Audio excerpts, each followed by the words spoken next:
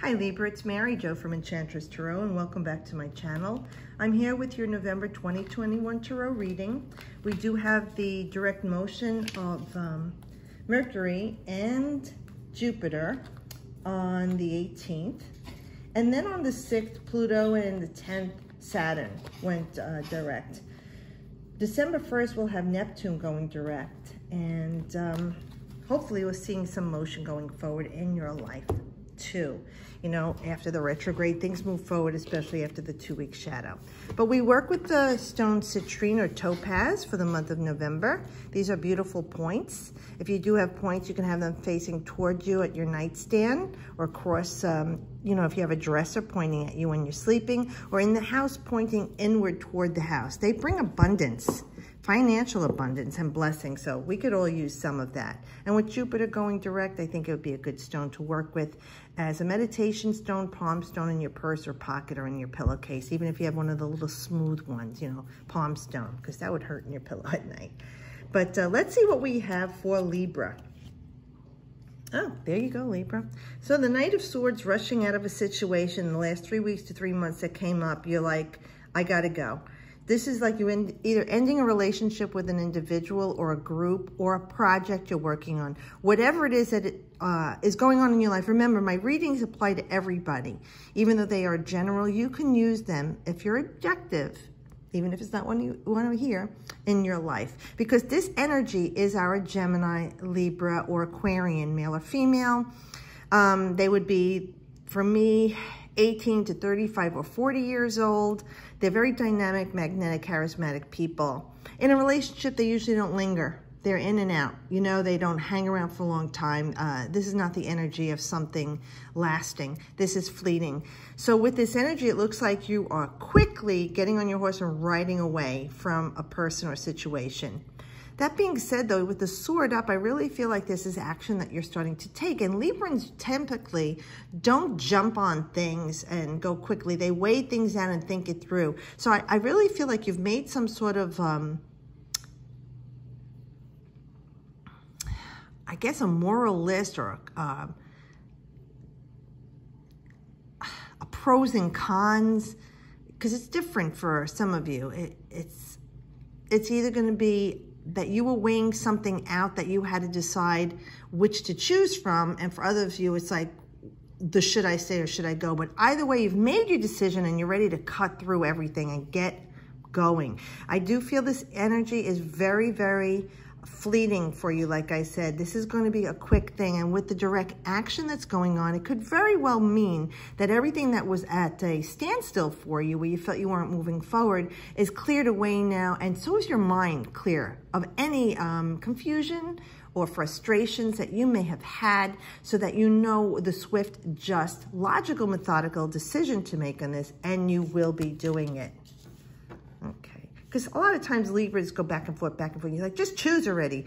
But when they make up their mind, it's done. Okay, so you've done that. All right, 5 of Pentacles. So worrying about stuff isn't going to help in the matter, which I'm sure you realize that. But in the moment, you don't have anything else to do but worry about the matter or person or thing. Remembering the uncertainty with the number 5, okay? You could be bringing about... you could be bringing about some negative stuff into your life right now, Libra. If you keep feeling that way and worrying, I don't have enough money, I don't have anyone in my life to be with, I have no friends, you know, that things that are real to us, but they are concentrated on lack. And you want to be careful with how you think of lack. This card is Mercury in Taurus, so it's definitely the way you're thinking and communicating about finances, love, and material things in your life. So they're asking you to take a cautionary measure here and think about staying balanced. Like I always say, the 5 sits on a rocker, open to the past, open to the future. You want to stay balanced on that rocker so you don't fall back, you don't fall forward. Maybe you could look back at what is triggering this in your life, something else that came up that caused you to have this fear, all right? And we want you to come from a place of love. There is nothing you can do about the past. You live in the now. The now is going to be the result of your immediate past, and the future is going to be the result of your now. So, you know, you need to look at this paradox and say, where is my fear coming from? Where does it lie? Is it real? Am I sensationalizing right now? You have spirit is always here to guide you. And if you're not in tune with that, you can say your higher self, universe, whatever you call it. Tap into that for guidance and grounding. And since Mercury is the mental realm, that mercurial realm that rules Gemini and Virgo, you definitely want to ground your thought processes. And you are an air sign. So it's very important that you stay grounded at this time, because otherwise you will be creating more lack in your life than prosperity. And this is an opportunity right now with everything going forward for you to lift your head. You know, people look down a lot. Lift your head up and start looking for all the possibilities, all the signs, all the symbols. And like I said, get back on the wagon and say, this is only temporary. What good is coming out of this, Spirit? And change the way that you're thinking about things in your life. Excuse me. Nice. So with the Eight of Wands, we have a different energy altogether. So let's see. We have air, earth, and fire so far. Now, when the Eight of Wands comes, typically in the tarot, it means arrows of love coming at you.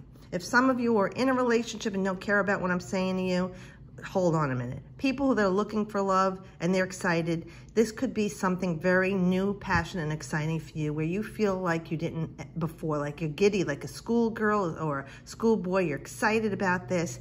It's re-enlivening you, like you come back to life because you've been drained and really have nothing to offer anybody, and you feel like at night, I got nobody, I got nothing. This is a changing around where you realize I am valuable, I'm attractive, I'm putting myself out there, and do be out there, Libra, because this can be attracting some very beautiful energy to you. For people who are already in a relationship, this could be a rekindling and bringing life back from what you thought was dead. For others of you, you've been working on something and you've been waiting for the news, but because of the Mercury retrograde and everything else, things were like at a standstill in your life. You felt like you were stuck in the mud. But there are times we have to be stuck in the mud for things in the universe to be reconfigured, to rearrange people, places, and things just for us. That being said, the 8 is a very ground and stable number, and this energy is coming straight to ground for you, Libra. This is a very nice feeling. First of all, yes, the energy is like stellar, where you're feeling like a lightning rod just jammed you and you're sparked and ready to go. This is the all spark. And this card kind of aligns with what's coming in the next 3 weeks to 3 months. It's November 23rd to December 2nd, Mercury in Sagittarius. So look, you got 2 mercurial cards here, plus you're an air sign. So they're really talking to you. Again, Mercury is commerce and the way you're thinking and speaking, neighbors, friends, you know, it is the 3rd house, all right? And also the 6th house you have to think of with Virgo. So long-term plans that sustain. But in Sagittarius, this is something higher. Where Mercury rules the Gemini mind, which is considered the earthly mind, Sagittarius is ruled by Jupiter, which is the higher mind, higher education, publications. Where Mercury and Gemini would assimilate information, it's polar opposite of Sagittarius would share it with the world. And right now, the Sagittarius is in the South Node, which is the tail of the dragon, which is karma, your past.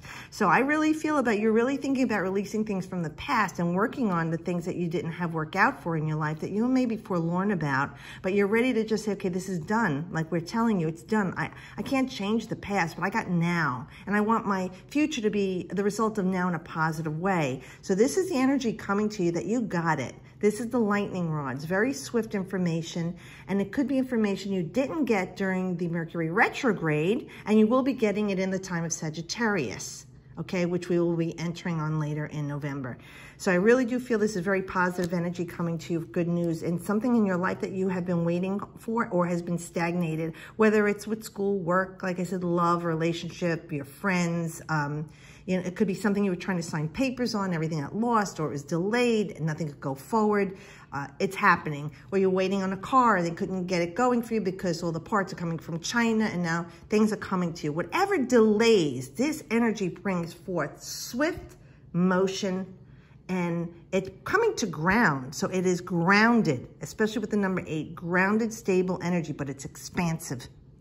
So things are going to be expanding in your life with something to do with commerce, local travel, you know, friends, family, and even like with the way you're getting your money in and how you're handling things in a definitive way, like looking out, stretching it out, not just swiftly going through things, money, buying stuff. You know, this is about something more stable and grounded and where there's a sustain here for you, especially with Sagittarian energy. It's fun, it's playful, it's growing, you know, and it's like this higher philosophy of things. You know, you've got this enlightening event happening in your life, and things are very clear to you now. Oh, beautiful. And there's water, air, earth, fire, and the Chariot is Cancer in the Tarot. All right, so it's water, and it's your emotions. So when we look at this card, we're saying, okay, this is victory for me at all costs. So where was I being stubborn in the past, or where was I trying to go against things? I had to look at a new strategy here. You know, you're taking the reins here. You know, who's driving? You're driving, Libra, and you're getting a move on now with this new strategy to win. This is winning at all costs. You know, you're getting over any struggles or obstacles that you felt there were going on. And even if there were things with you, the inner beast, that was talking sabotage to you, you know, that you were tearing yourself down and thinking and speaking all these horrible things. This is about time that you grab some confidence in your life and the control that you need to overcome this. You know, it's like sometimes you can't go through it. You got to go around it or over it or under it. Sometimes you just got to wait till it clears out of the way. I really feel like this is clearing out of the way for you. And this is a time for you to lead any opposition that was going on in your life and succeed. Beautiful card, beautiful reading for you, Libra. So I hope this does help you. I'm probably going to be stepping away for a while from YouTube. I will finish next month for the end of the year. I've got so many personal things going on in my life, and it's been affecting me with the way I've been reading. The last 3 years have been loopy-doopy. But anyway, you can still get me on Instagram and Facebook, DM me, IM me for readings, and I still am doing that one question free reading for everyone. So if you do celebrate in America, Thanksgiving, do have a happy, healthy one. Even if you don't, enjoy the beautiful month of November, wherever you are in the world. I will see you guys next month, and as always, I wish you the best.